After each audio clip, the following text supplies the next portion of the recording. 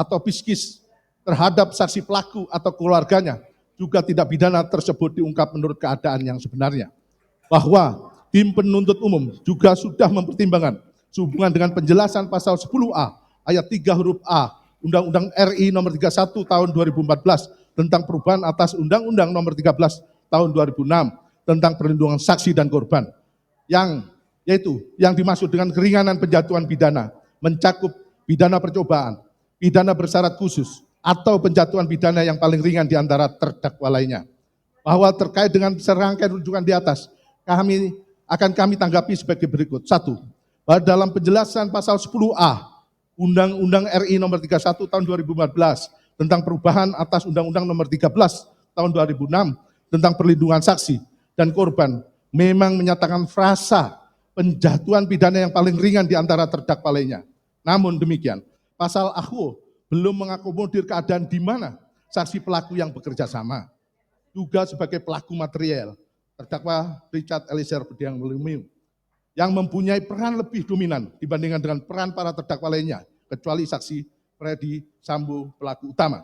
Dalam rangkaian tindak pidana turut serta melakukan pembunuhan berencana terhadap korban Nofriansah Yosua Huta Barat, sehingga permohonan tuntutan kepada majelis hakim untuk penjatuhan pidana yang paling ringan terhadap terdakwa Richard Eliezer Budiang Lumiu di antara terdakwa lainnya perlu mendapat kajian secara mendalam.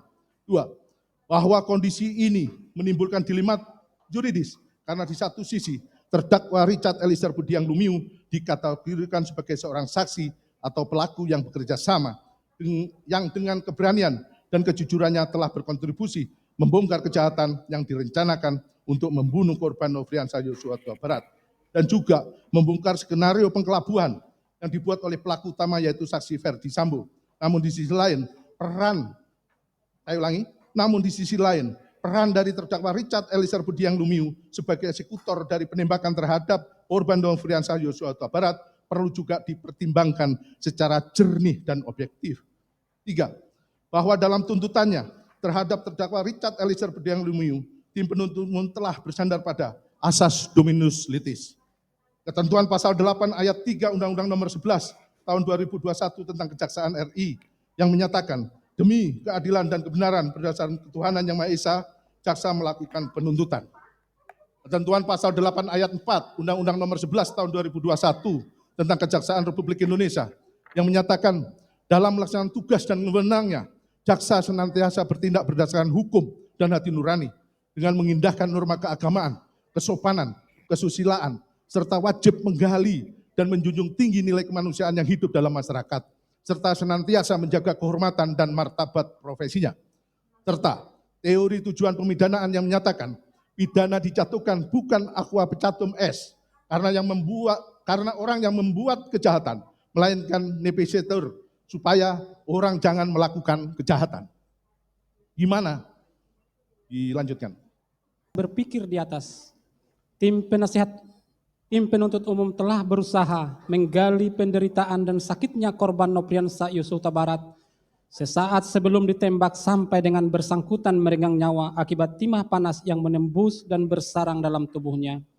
Kejujuran, kontribusi, dan konsistensi terdakwa Richard Eliezer Budiang Lumiu dalam membongkar perkara aku, saksi pelaku yang bekerja sama, peran terdakwa Richard Eliezer Budiang Lumiu sebagai eksekutor penembakan terhadap korban Nofriansah Yosua Huta Barat, peran saksi Freddy Sambo sebagai pelaku utama dengan tuntutan pidana penjara seumur hidup, peran para terdakwa lainnya yang bukan sebagai eksekutor namun memiliki kontribusi yang sangat beragam dalam perkara aku, penderitaan keluarga korban atas meninggalnya korban Nofriansah Yosua Huta Barat, pemaafan keluarga korban Nofriansah Yosua Huta Barat kepada terdakwa Richard Eliezer Budiang Lumiu, serta kondisi sosial kemasyarakatan sehubungan dengan faktor penjara pidana baik bagi terdakwa Richard Eliezer Budiang Lumiu agar tidak lagi melakukan perbuatan yang sama di kemudian hari, sebagaimana teori prevensi khusus, maupun bagi masyarakat luas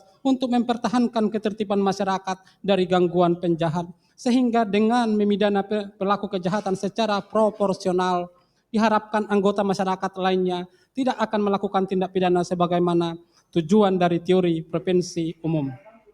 4. bahwa oleh karena itulah tim penuntut umum dalam Strakma telah dengan sungguh-sungguh mempertimbangkan untuk memutuskan tuntutan pidana terhadap terdakwa Richard Eliezer Pudihang Lumiu selama 12 tahun penjara karena secara sah dan meyakinkan telah melanggar ketentuan pasal 340 junto pasal 55 ayat 1 ke 1 KUHP.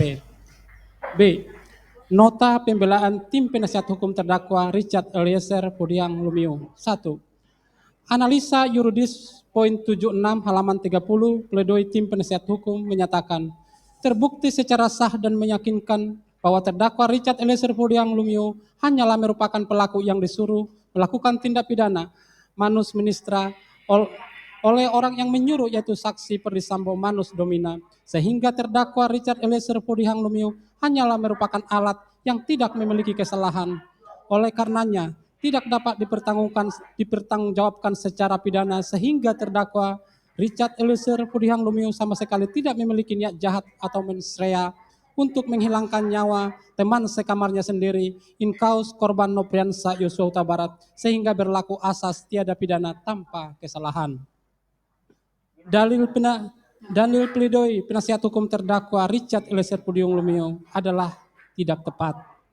Penasihat hukum terdakwa Richard Eliezer Pudihang Lumiu keliru dalam menaksirkan terdakwa Richard Eliezer Pudihang Lumiu tidak dapat dipertanggungjawabkan secara pidana karena merupakan orang yang disuruh dan tidak terdapat mensrea atau dikatakan sebagai manus ministra. Pada prinsipnya, sebagai orang aparat penegak hukum yang mempunyai disiplin keilmuan ilmu hukum, tentu sudah mampu membedakan mana yang tidak dapat dijadikan sebagai pertanggungjawaban pidana dan mana yang dapat dijadikan sebagai orang yang dapat dijadikan sebagai pertanggungjawaban pidana. Sama-sama kita ketahui yang dikatakan dengan manus ministra adalah orang yang tidak mampu bertanggung jawab, yaitu A. Tidak dapat dipidana seseorang yang melakukan perbuatan yang tidak dapat dipertanggungjawabkan kepadanya karena kurang sempurna akal jiwanya atau terganggu karena sakit pasal 44 KUHP. B. Daya paksa atau permah melakukan perbuatan yang didorong oleh daya paksa sama sekali tidak dapat ditahan sebagaimana pasal 48 KUHP. C. Melaksanakan perintah jabatan dalam hal ini menjalankan perintah yang sah sebagaimana dalam pasal 51 KUHP.